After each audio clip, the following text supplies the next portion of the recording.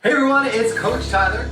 Welcome back to the Healthy Habit channel, where we are on a mission to break down all the barriers that are surrounding health and fitness to make it absolutely accessible to everyone, including you.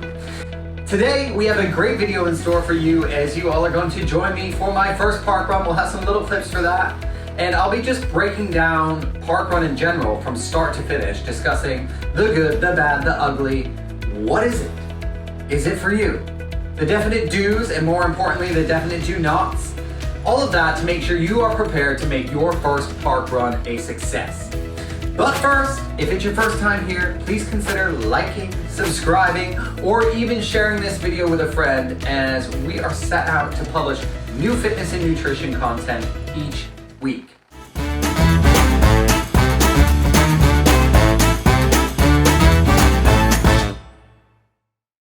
So, first things first, what is a parkrun?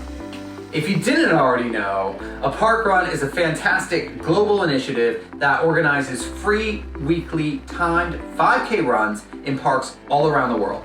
So no matter where you are, I'm sure you can find one nice and local to you. And parkrun's really based around inclusivity, community, and just having a great time while staying active. So let's answer that first core question. Does it matter if you've run before? Absolutely not. You can walk this, you can run it, you can jog it, or a mix of all of those things. Literally everyone is welcomed and encouraged.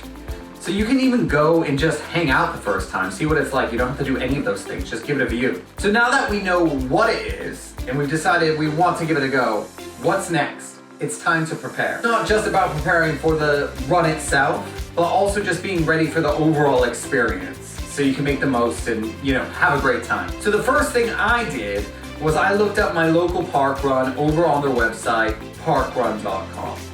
After a quick little search, I found there's one literally just down the road from me. I can probably see it out my window. So I'm sure there's one close to you too. And then from there, just pop in your details and get yourself registered. Registration is 100% free. Just make sure you do it, because this is how you will receive your barcode that you will need on race day if you want to track all of your times. And on the website, you can view the course map. Now, most park runs take place in beautiful parks, but each course is unique.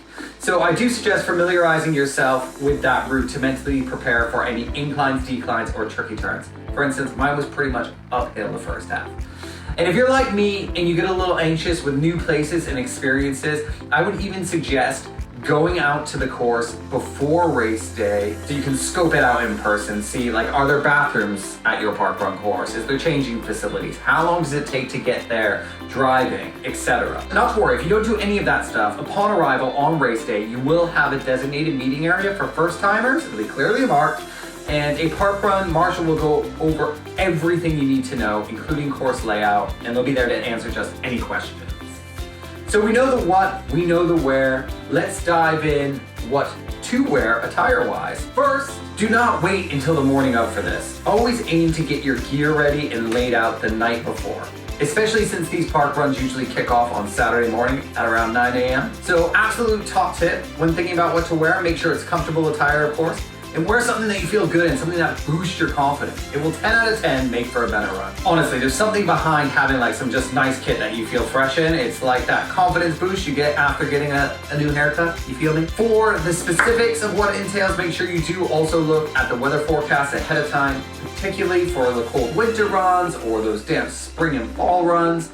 And always dress for a few degrees warmer than the actual temperature, anticipating that you'll naturally warm up as you start to move. And then as far as your footwear, probably the most important part, the definite do not run in brand new shoes. It's only gonna end in nasty blisters. You need to break them in first. So opt for some comfy sneakers, good support, and ones that you don't mind getting a bit dirty, considering the different terrains and weather conditions that you might encounter on your park run. And then lastly, bring a little bag along with you. You might have to leave it in the car, but you want to make sure that you bring essentials like water and maybe a little snack. And speaking of snacks, if you are like me and you don't like doing anything on an empty stomach, obviously you don't want to be too full before the run. So I suggest at least a half an hour before having something like a banana or a little slice of toast with some peanut butter on top. Yes, peanut butter. And of course, it's 9 a.m. Wake up and have that first coffee of the morning if that's something you do. Get that little pre-run caffeine boost. Now next up, let's talk pacing. If it's your first time, it is super easy to get caught up in the excitement at the start line and then just set off way too fast. Don't do that. Go at a nice comfortable pace, maybe even a little slower than you feel you need to, and then you can gradually increase the pace. It's all about listening to your body, so increase as you feel you can, but also don't be afraid to take short walking breaks if needed. I mean, the goal at the end of the day is just to finish and enjoy the experience. You'll see many of the park runners out there walking or even jogging, and some people will actually walk the whole entire 5K, and that is 100% okay. And that brings me to the next point. It's okay because one of the best things about Parkrun is the incredible sense of community. So don't hesitate to introduce yourself, chat with fellow runners, and soak in that positive atmosphere. Whether you run, you walk, you jog, or a mix, it doesn't matter. Literally everyone is there to support each other and cheer you on the whole way. Trust me, when you get there, the veteran park runners really get into it. You will see everyone like rooting each other on, the marshals, etc. Everyone along the way is going to give you a high five or a little clap. So what's left to do? Get out there and do it, and then once you finish, celebrate your achievement. It doesn't matter if it's your first 5K or your 500. You set out to achieve something and you absolutely did it, so well done you. Go and treat yourself. And since it's typically held on a Saturday morning, what better way to go out and celebrate than going for a little late morning breakfast or brunch with your Parkrun bunnies?